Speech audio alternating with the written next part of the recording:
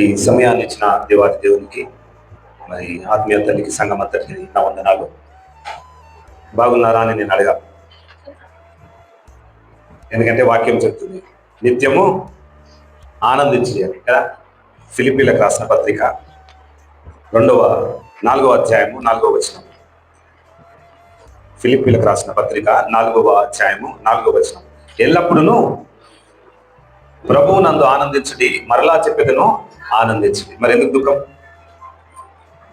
రానందుకు దుఃఖమా? కాదు కదా. మరి దేవుడు ఇదే వచనంలో మనతో మాట్లాడాలని ఆశపడి ఉన్నాడు. 4వ వచనం నుండి 9వ వచనం వరకు మనం చూసినట్లయితే, ఎల్లప్పుడూ ప్రభువు నందు ఆనందించుడి, మరలా చెప్పేదను ఆనందించుడి. మీ సహనమును సకల జనులకు తెలియజేయుడి, ప్రభు సమీపంగానున్నాడు. దేని గూర్చి చింతపడకుడి, కానీ ప్రతి విషయంలోనూ ప్రార్థన విజ్ఞాపనల చేత కృతజ్ఞతార్హంగా మీరు విన్నపములను దేవునికి తెలియజేయుడి. చూడండి, చదువుకున్నా, మనం వెళ్దాం, ఎక్స్ప్లెయిన్ చేసుకుంటాం. ప్రార్థన విజ్ఞాపనల చేత ఏమంటున్నాడు? దేవుడు సమీపంగానే ఉన్నాడట. ఇప్పుడు సమీపంగా ఉన్నట్టు సూచనలు కనపడుతున్నాయా? ఏం సూచనలు? అక్కడి నుంచి కిరికిలే కదా, ఇంట్లలో సమాధానం ఉంటుంది కదా.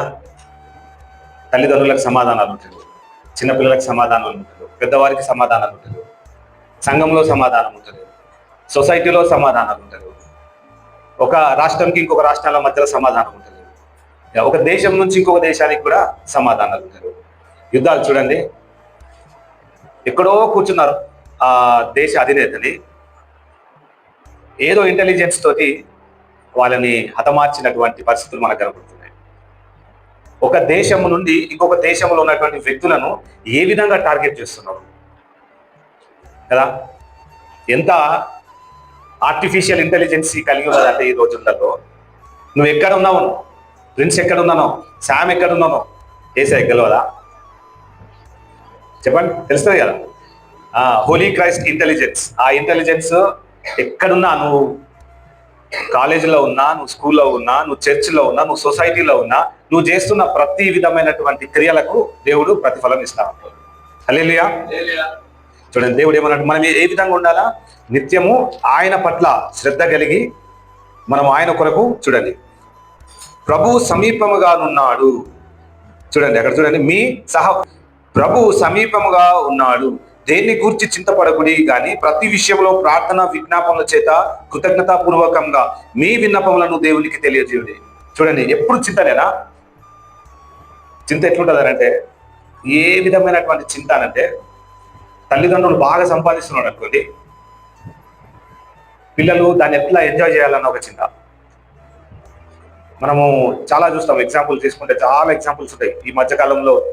టీవీలలో కానీ న్యూస్లలో కానీ ఏ విధంగా వస్తున్నాయి అంటే, గేమ్ ఆడిపియకపోతే కూడా తల్లిదండ్రులను ఏ విధంగా హతమార్చాలని చూస్తున్నాం కదా. ఈ పోయిన వారంలో అవే ఉన్నాయి.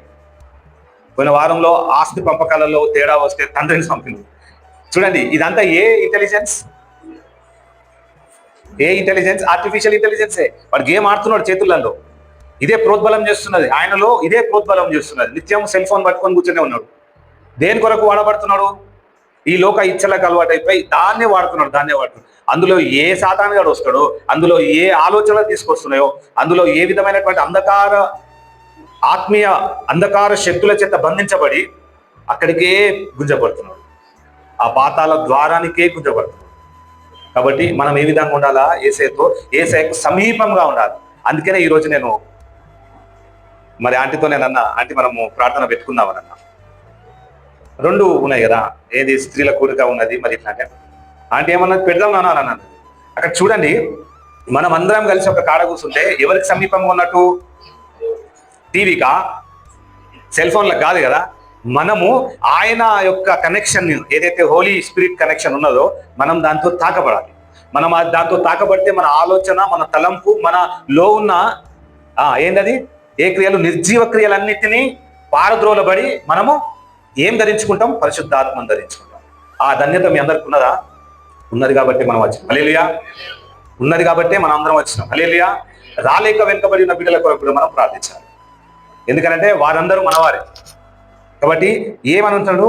ప్రభు సమీపంగా ఉన్నాడు. దేని గురించి చింతపడదు. దేని కొరకు మనకు చింత?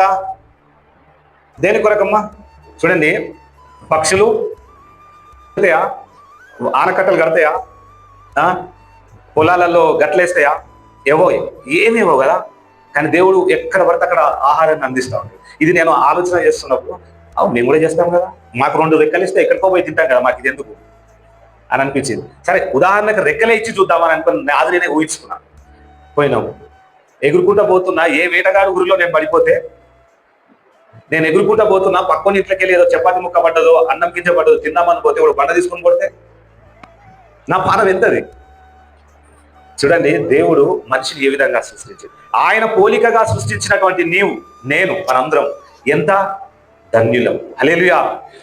పక్షులన్నా, గుర్రమన్నా, గాడిద అన్నా ఆయన దరిదాపులోకి రాదు, ఆయన సన్నిధానంలోకి రాదు. కానీ నువ్వు ఎంత శ్రేష్ఠురాలో, నువ్వు ఎంత దేవుని పోలిక కలిగి ఈ లోకంలో పుట్టినటువంటి నీవు ఎంత ధన్యుడవు.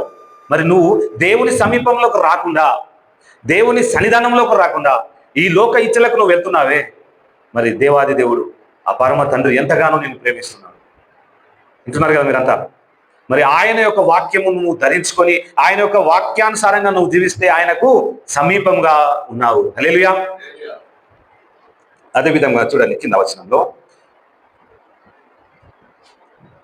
దేనిని గూర్చి చింతపడకుడి గాని ప్రతి విషయంలోనూ ప్రార్థన విజ్ఞాపనల చేత కృతజ్ఞతాపూర్వకంగా మీ విన్నపములను దేవునికి తెలియజేయుడి. అప్పుడు సమస్త జ్ఞానమునకు మించిన దేవుని సమాధానము క్రీస్తు యేసు వలన మీ హృదయమునకు మీ తలంపులకు కావలియుండును. హల్లెలూయా. ఇక్కడ ఏమంటున్నాడు చూడండి, మీకు వచ్చినటువంటి సమస్తమైనటువంటి బాధ, మీ అందరితో మాట్లాడుతున్నామ్మా, మీ మనసులో ఏదైతే బాధ ఉండి ఉన్నదో ఎవరికి చెప్పాల్సిన అవసరం లేదు. ఎవరికి చెప్పాలా? యేసయ్యకు. యేసయ్య దగ్గరనే మొరపెట్టుకోవాలి మనం. చదువు విషయం కావచ్చు, ఉద్యోగం విషయం కావచ్చు, బిజినెస్ విషయం కావచ్చు, అనారోగ్యం విషయం కావచ్చు, ఆర్థిక ఇబ్బందుల గురించి కావచ్చు, పని దొరకక ఇబ్బంది పడుతున్న మన బిడ్డలు కావచ్చు, ఏదైనా ఎవరికి నువ్వు చెప్పాల్సిన పరిస్థితి? యేసయ్యకు మాత్రమే. ఆయన యందు మనం ఉన్నట్లయితే మనకు చింత లేదని అంటున్నాడు. చింతపడాల్సిన అవసరం లేదు. దాని గురించి విజ్ఞాపన కలిగి నువ్వు ప్రార్థన చేస్తే, అడుగు వాటికంటే, ఊహించుకున్న వాటికంటే గొప్ప మేళ్ల చేత నేను సంతృప్తి పరిచే దేవుడు నీ పక్షమున ఉండగా ఎందుకు భయం? యేసయ్య అంటున్నాడు, ఎన్ని యుద్ధాలు రాని. చూడండి, మనము దావీదు రాసిన కీర్తనలో మనం చూడొచ్చు, నీ ప్రక్కన, నీ కుడి ప్రక్కన ఎవరు పడినను నీకేమైతుంది? ఏ అపాయము రాదు. ఆ విధంగా కాపాడే దేవుడు ఉండగా, భారతదేశం సరిహద్దుల్లో ఆయన కంచె వేసి ఉండగా, యుద్ధ విమానాలు వచ్చిన దేవాది దేవుడు సంరక్షిస్తూ కాపాడుతూ ఉన్నాడు. హల్లెలూయా. ప్రార్థన వీరులు దేశం చుట్టూ ప్రార్థన కంచె వేసినాడు, రాష్ట్రాల చుట్టూ ప్రార్థన కంచె వేసినాడు, రాష్ట్రాలు మండలాల చుట్టూ వేసినారు. నువ్వు నిల్చున్న నీ గృహము చుట్టూ, నీ చర్చి చుట్టూ ఆ విధమైనటువంటి కంచెబడి ఉన్నది. దేనికి భయపడాలి? మనము ప్రార్థన చేసే వారమే ఉన్నాము. ఏ దేశము యుద్ధంలో ఇరుక్కపోయినాము వారి కొరకు మనం ప్రార్థన చేయాలి. దేశంలో యుద్ధము చేస్తున్నటువంటి బిడ్డల కొరకు మనం ప్రార్థన చేయాలి. అగ్ర దేశాలు ఏదైతే ఉండి ఉన్నాయో వారి ఆలోచనలో, వారి తలంపులలో ప్రేమ, సంతోషము, సమాధానం కలిగేలాగా మనం అందరము ప్రార్థన చేసే బిడ్డలంగా ఉండాలి. హల్లెలూయా. కాబట్టి మనకి ఎందుకు చింత? ఎవరు మనకు సమాధానకర్త అయిన దేవుడు? చెప్పలేదమ్మా, యేసు ప్రభువు. సమాధానపరచువారు దేవుడే. చూడండి, మనమందరినీ సమాధానపరచువాడు దేవుడే. రాష్ట్రాలను సమాధానపరుస్తున్నాడు, దేశాలను సమాధానపరుస్తున్నాడు. ఇప్పుడు వచ్చిన శత్రుముఖలు ఆయా దేశాలలో వేసినప్పటికీ కూడా మనం ప్రార్థిస్తే దేశాలన్నీ సమాధానపరచబడతాయి. నమ్మిన వారు హల్లెలూయా చెప్తాం. హల్లెలూయా. అది మన యొక్క విశ్వాసం. మనము ప్రార్థన చేసే బద్దులమయ్యే ఉన్నాం దేశాల కొరకు. యుద్ధాలు ఎక్కడైతే ఉన్నాయో, ఇరాక్, ఇరాన్, మిడిల్ ఈస్ట్ ప్రాంతంలో జరుగుతున్న ప్రతి యుద్ధము, చిన్న పేద బిడ్డలు కానీ, బిజినెస్ ఉన్నవారు కానీ, పెద్ద పెద్ద బంగ్లాలు కట్టుకున్నవారు కానీ ఎంత బాధపడుతున్నారు తెలుసా మీకు?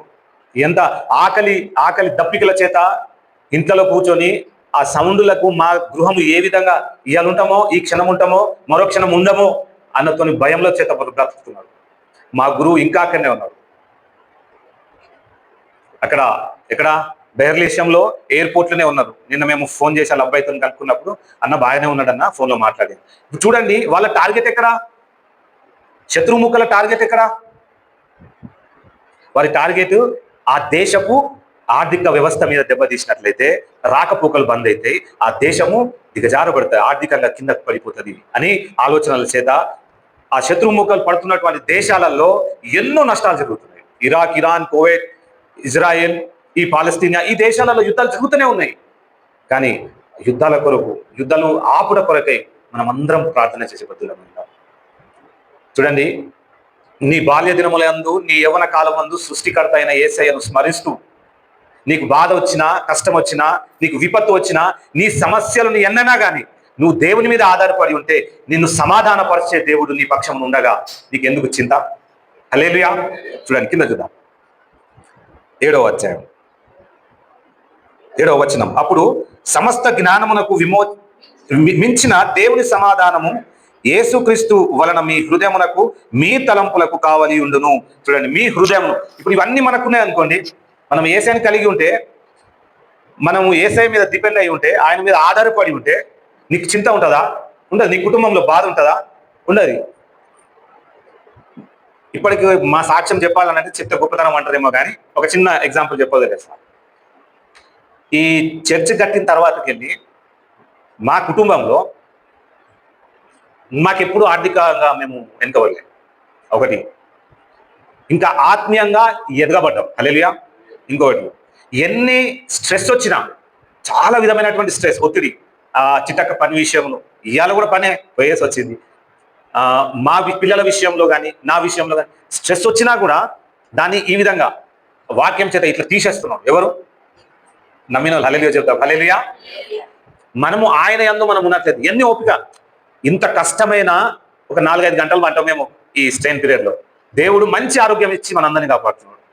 ఇంకా చాలా మంది విషయంలో నేను గమనించింది ఏంటంటే, మాతో పాటు టీచర్స్ ఉంటుంది కదా కాలేజీలో, ప్రసాద్ సార్ మీరు ఎన్ని గంటలకు అనుకుంటారు సార్ అంటే, నేను 9 గంటలకు తింటా, 9:30కు కూర్చోబెడతాను. మళ్ళీ ఎప్పుడు లేస్తారు సార్ అని అంటే, 4 గంటలకు 4:30కు నేను లేకపోతే నా బెడ్ నన్ను లేపుతుంది. బస్ సార్ మీరు మంచి అదృష్టవంతులు సార్, తినగానే పంటారా సార్ అంటే, తిన్నాగానే బెల్లి కొట్టి చూడు మా ఇంటికి గుర్కబెట్టి కొడతా.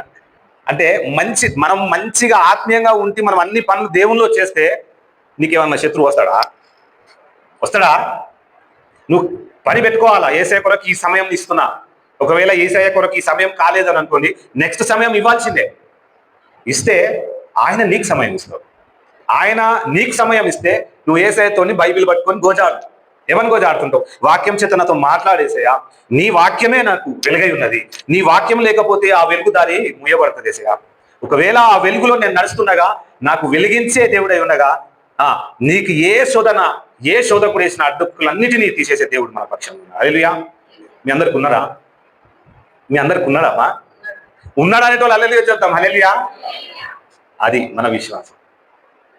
ఉంటారమ్మా? నాకు అక్కలు లేరా? నాకు చెల్లెలు లేరా? పెళ్లి కాకముందు ఒకటి, పెళ్ళైన తర్వాత ఒకటి. చెప్తున్నా నేను, మీకు ముఖసూటిగా మీకు మీకు అనిపిస్తే యేసయ్యని అడగండి అంతే. అన్ని తమ్మునికే పంపిస్తావు, అన్ని వానికే ఇస్తావు, అన్నకే ఇస్తావు అని అన్నట్టు లేరా? మరి కష్టం వచ్చినప్పుడు వాళ్ళు చూసుకుంటున్నారా? చెప్పాలా? అది కష్టం వచ్చినప్పుడు, బాధ వచ్చినప్పుడు చూసుకునేటోడు ఒకడే. కాబట్టి మనం అందరము ప్రేమ కలిగి, మన తండ్రి అయినా, మన అక్కలైనా, మన చెల్లెలైనా, మన తమ్ముళ్ళైనా, మన సొంత బిడ్డలైనా వారి కొరకే మనము త్యాగం చేయాలి. హల్లెలూయా. వారి కొరకే మనము సమకూర్చినటువంటి ఏదైతే ఉండి ఉంటాయో అవి వారికే అప్పచెప్పాలి. మరి ఈ లోకంలో ఉన్న తండ్రి కొరకే నువ్వు ఇంత పైసల కొరకే ఆశపడితే, ఈ లోకంలో ఉన్న తండ్రి కొరకు ఆయన చివరి క్షణంలో కూడబెట్టిన ఆస్తుల కొరకు నువ్వు ఆశపడితే, మరి నీ కొరకు ఆయన ఆ పట్టజాలని మహిమ కలిగినటువంటి ఆ లోకము నుండి ఈ లోకానికి వచ్చి ఉన్నాడు.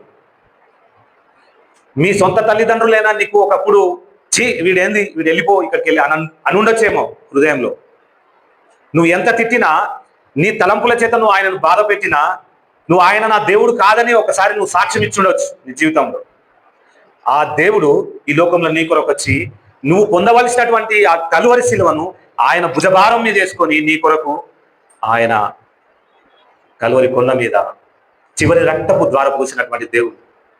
మరి ఆ తండ్రి ఎంత బాధపడాలి? ఆ పరమ తండ్రి ఎంత బాధపడాలి? ఆ కలువరి శిలువలో దాచిన ఆ కరుణామయుడు ఎంత బాధపడాలి? అవునా కదా? ఈ లోకంలో మనం ఉన్నంతసేపే ప్రేమలు, ఈ లోకంలో మనం ఒకవేళ కళ్ళు మూసి వెళ్ళిపోతే మనని పట్టించుకునే నాదుడు లేదు. కొంతకాలం పట్టించుకుంటారేమో, ఒకప్పుడు ఉండే అన్న మాట అంటారేమో, దాని తర్వాత నువ్వు ఎటుపోయినావా అని అంటారు. ఎందరో దైవజనులు చూడండి, ఎస్ఎన్న గారిని మర్చిపోతారా? భక్త సింగ్ గారిని మర్చిపోతారా? చెప్పలేను. దినాకర్ అంకుల్ గారిని మర్చిపోతారా? ఎంత శ్రమనుంది, హింసనుంది, ఏసయ్య కొరకు ఈ లోకంలో వాడబడుతున్నటువంటి గొప్ప దైవజనులను మర్చిపోతారమ్మా? మర్చిపోరు. అదే గుంపులో మనం ఉండాలి, అదే సహవాసంలో మనం ఉండాలి, అదే నిత్య జీవము ప్రాకులాడుతూ వారి లోకంలో ఎంత హింసనుంది ఉన్నారో అంత నువ్వు హింసనొందవాలి. అప్పుడే ఆ పరలోకంలో నీకు మహిమ కలిగింది. హల్లెలూయా. కింద చూద్దాం, 8వ వచనం చదివి సాయం చేయండి. మెట్టుకు సహోదరులారా, ఏ యోగ్యతనైనను మెప్పైనను ఉండని ఎడల ఏవి సత్యమైనవో మాన్యమైనవో, ఏవి న్యాయమైనవో, ఏవి పవిత్రమైనవో, ఏవి రమ్యమైనవో, ఏవి ఖ్యాతి గలవో వాటి మీద ధ్యానం ఉంచుకొనడి. చూడండి, ఈ లోకంలో మనకి ఏది మంచి ఏది చెడ్డో తెలుసు కదా. మనం అంతా మంచంతా మర్చిపోయి చెడ్డంతా వేసుకుంటున్నాం. మన దగ్గర పనికిరాని ముచ్చట్లు, అక్కడ ఏమో అయిందట కదా, ఆ ముచ్చట్లు మనకు మైండ్లో పడేదాకా నిద్ర పట్టేది. యుద్ధం జరిగిందంట, అతను ఇరాన్ అధ్యక్షుడు కమిని అయిపోయిందంటే మన నిరీక్షణ అన్నది, డాడీ డాడీ అది చూద్దాం చూద్దాం చూద్దాం అని స్టార్ట్ చేసింది. అది ఇప్పుడు ఎందుకురా, తెలుస్తూనే ఉంటుందిరా అని. కాదు డాడీ, ట్రంప్ ఏం చేస్తున్నాడు, ట్రంప్ తాత గురించి నాకు తెలియాలి అని తీసింది.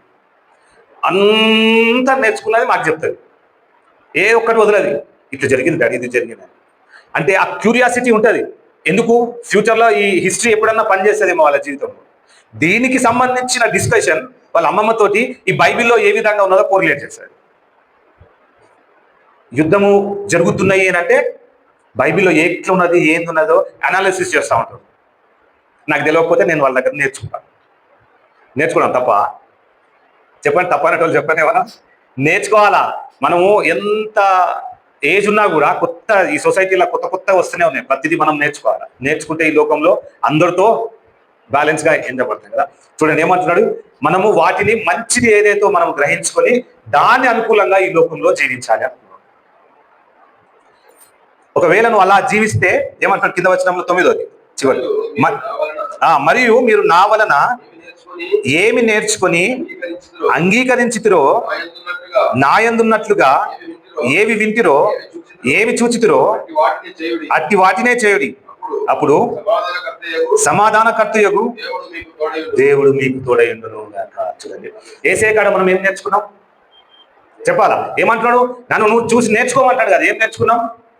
ఆయన ప్రేమమయుడై ఉన్నాడు, ఆయన బాధలో ఉన్నప్పుడు సహాయకరుడిగా ఉండి ఉన్నాడు, హింసించి వారి కొరకు ప్రార్థించినాడు, ఇతరులను ప్రేమించమన్నాడు, తల్లిదండ్రులను సన్మానించమన్నాడు, పెద్దవారిని గౌరవించమన్నాడు.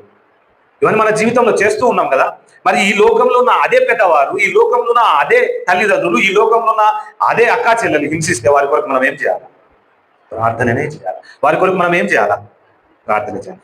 మరి ఆ దేశంలో ఉన్నటువంటి ట్రంప్ గారు, ఆ దేశంలో ఉన్నటువంటి నెతన్యాహు గారు, ఆ దేశంలో ఉన్నటువంటి పుతిన్ గారు, ఆ దేశంలో ఉన్నటువంటి సోకాల్డ్ అధికారులు, మరి మన దేశంలో ఉన్నటువంటి మోడీ గారి కొరకు మనం ఏం చేయాలి? ప్రార్థన చేయాలి. హల్లెలూయా. ప్రార్థన దేని కొరకు చేయాలా? సమాధానం కొరకు చేయాలి. ప్రార్థన దేని కొరకు చేయాలా? యుద్ధాలను ఆపుట కొరకు చేయాలా. ప్రార్థన దేని కొరకు చేయాలా? మనమందరము ఐక్యతగా ఉండాలని ప్రార్థన చేయాలి. అవునా కదా? అట్టి కృప మనందరికి దేవుడు దయచేయను గాక.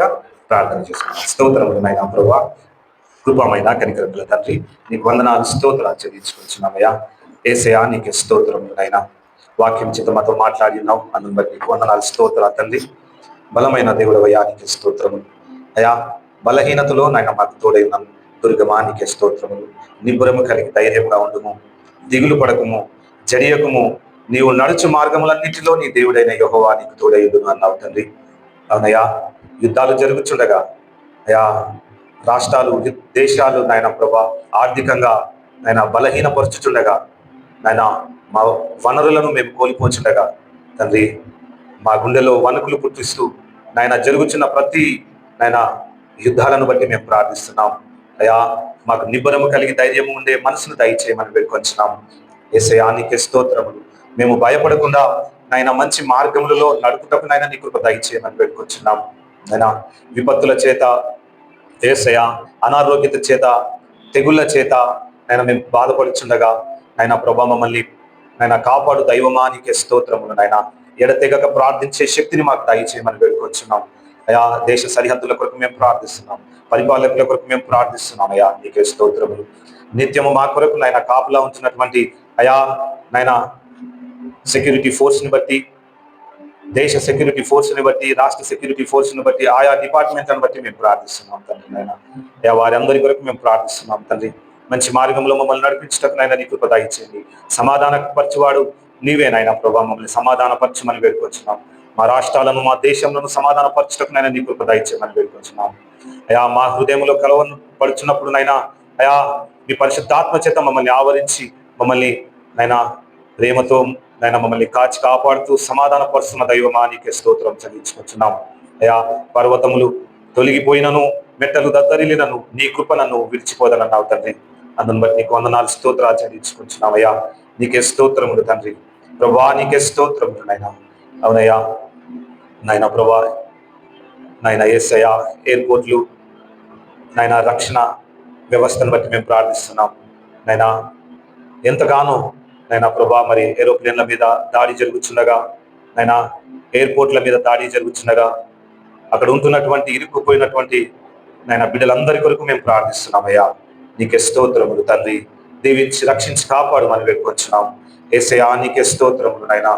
యేసయ్యా నీకే స్తోత్రములు తండ్రి. ప్రభా ప్రతి ఒక్కరిని దీవించండి. సకాలంలో వారి దేశాలకు, వారి రాష్ట్రాలకు, వారి గృహములకు నడిపించమని వేడుకొచ్చున్నాం. వారి కొరకు నాయన ప్రభా కుటుంబ సభ్యులు అందరూ అయా ఎంతగానో చూస్తుండగా, సంఘములన్నీ నాయన ఎంతగానో చూస్తుండగా ప్రభా వీళ్ళ పట్ల నీ యొక్క హస్తం ఉంచమని వేడుకొచ్చున్నాం. యేసయ్యా నాయన నీకే స్తోత్రములు నాయన. ఇదిగో ప్రభా యవనస్తుల కొరకు మేము ప్రార్థిస్తున్నాం నాయన. అయా శోధింపబడుచుండగా అపవాది తంత్రముల చేత నాయన మాంత్రిక తాంత్రిక శక్తుల చేత నాయన పీడింపబడుతున్నటువంటి కుటుంబాల కొరకు మేము ప్రార్థిస్తున్నాం. అయా ప్రతి ఒక్కరిని దీవించమని పెట్టుకొచ్చున్నాం. పరిశుద్ధాత్ముడా నీకే స్తోత్రములు నాయన. అయా అపవాది తంత్రములో మేము పడకుండా నిత్యము ప్రార్థనా పూర్వకంగా వాక్యం చేత వాటిని ఎదిరించుటకు నాయన నీ కృప దయచేయమని వేడుకొచ్చున్నాం. యేసయ్యా నీకే స్తోత్రములు. మా రక్షకా నీకే స్తోత్రములు చెల్లించుకొచ్చున్నాం. జీవం గల దైవమా నీకే వందనాలయ్యా. అయా ఉన్నవాడవు అనువాడమైన దేవా నీకే స్తోత్రం చెల్లించుకొచ్చున్నాం. నాయన యేసయ్యా దిగిరండి నాయన ప్రభా. యేసయ్యా దిగిరండి నాయన. అయా ప్రభా మీ రక్తములో మాకు సమాధానం ఉండి ఉన్నది నాయన. అయా మీరు చిందించిన మీ అమూల్యమైన రక్తం చేత అయా నాయన మా పాపములను కడుక్కున్నటకు నాయన నీ కృప దయచేయమని వేడుకొచ్చున్నాం. నాయన మా విమోచకుడా నీకే స్తోత్రములు. అయా నాయన నీకే వందనాలు. మా కొరకు నిత్యము తండ్రి సన్నిధానంలో మొరపెట్టుకుంటున్న దైవమా నీకే స్తోత్రము చెల్లించుకుంటున్నాం. యేసయ్యా నీకే స్తోత్రములయ్యా. పరిశుద్ధ స్థలములకు నాయన మేము ప్రవేశించలాగన ప్రభా మా కొరకు చిందించిన మీ అమూల్యమైన రక్తాన్ని బట్టి మీకు వందనాలు స్తోత్రాలు చెల్లించుకొచ్చున్నాం. పరిశుద్ధాత్ముడా దిగిరమ్మని బట్టి మాలు వేడుకొచ్చున్నామయ్యా. యేసయ్యా స్తోత్రములు నాయన ప్రభా. యేసయ్యా స్తోత్రములయ్యా. అవునయ్యా దేశాలంతయు నాయన సమాధానపరచుటకు నాయన నీ కృప దయచేయి నాయన ప్రభా. అధికారులతో మీరు మాట్లాడండి నాయన. అయా నాయన ప్రభా ఎందరో పేదవారు నాయన ఆహారం అందక అలమటిస్తుండగా తండ్రి అయా వారి పట్ల నీ కనికరవస్థ ఉంచవా ప్రభా. నాయన యేసయ్యా దిగిరమ్మని వేడుకొచ్చున్నాం నాయన. పరిశుద్ధాత్ముడా నీకే స్తుతి స్తోత్రాలు నాయన ప్రభా. చిన్న బిడ్డలనేమి యవనస్తులనేమి అయా సెల్ ఫోన్లో ప్రభా అడక్షన్ కాకుండా ప్రభా వారిని భద్రపరచమని వేడుకొచ్చున్నాం నాయన. ఈ లోకపు అంధకార క్రియలో వారు బంధించబడుచుండగా నాయన నీ తట్టే మేము కళ్ళెత్తుకొని ప్రార్థించున్నామయ్యా. చిన్న బిడ్డలను దీవించండి, యవనస్తులను దీవించమని వేడుకొచ్చున్నాం. అంచలంచలుగా పరిశుద్ధాత్మ చేత నాయన వారందరూ నిండబడుటకు అయా నిత్యమైన మహిమ కొరకు ఆశకునే కృపను బిడ్డలకు దయచేయమని వేడుకొచ్చున్నాం. రక్షక ఇంటి సమయాన్ని మాకు ఇచ్చినందుకు నాయన నీకు వందనాలు స్తోత్రాలు నాయన ప్రభా. హోలీ క్రైస్ట్ చర్చ్ అంతటిని బట్టి మేము ప్రార్థిస్తున్నాం. వచ్చిన పిల్లలందరినీ వారి కుటుంబాన్ని దీవించమని వేడుకొంచున్నాం. ఆయన నీ కృపలో భద్రపరచమని ఆయన వాక్యం విని ఉండగా వారి జీవితంలో నిత్యము సంతోషం కలిగి ఆయన ఆనందించుచు గంతులు వేస్తూ నీ నామాన్ని ఉచ్చరించటకు నేను నీ కృప దయచేయమని వేడుకొంచున్నాం. అయా వారు చేస్తున్న ప్రతి పనులలో ప్రభా అయా నీ మీద ఆనుకొని జీవించే కృపను బిడ్డలకు దయచేయమని వేడుకొంచున్నాం. వేటిపైన చింతపడకుండా ప్రభా అయినా వారు విజ్ఞాపన ప్రార్థనలు చేత ప్రభా అయా నీ సన్నిధానంలో ఉండుటకు నాయన నీ కృప దయచేయమని వేడుకొంచున్నాం. యేసయ్యా నీకే స్తోత్రములు తండ్రి ప్రభా. చింత యావత్తును నీ మీద ఏర్చుండగా ప్రభా వారి సమాధానపరిచిన దైవమా నీకే స్తోత్రములు. వారు ఏ విధమైనటువంటి పనులు చేయాలో వారికి నేర్పినావు అన్నది బట్టి నీకు వందనాలు స్తోత్రాలు. మేము బయలుదేరి వెళ్ళొచ్చుండగా నేను నీ కృపలో మమ్మల్ని కాచి కాపాడుకోమని నీ యొక్క రక్షణ కవచం వేసుకుని ప్రభా ఈ లోకంలో మేము వెళ్ళొచ్చుండగా నీ సాక్షి బిడ్డగా ఉండే కృపను మా అందరికీ దయచేయమని నజరేయుడైన యేసు నామమున అడిగి వేడుకొంచున్నాము తండ్రి. ఆమేన్.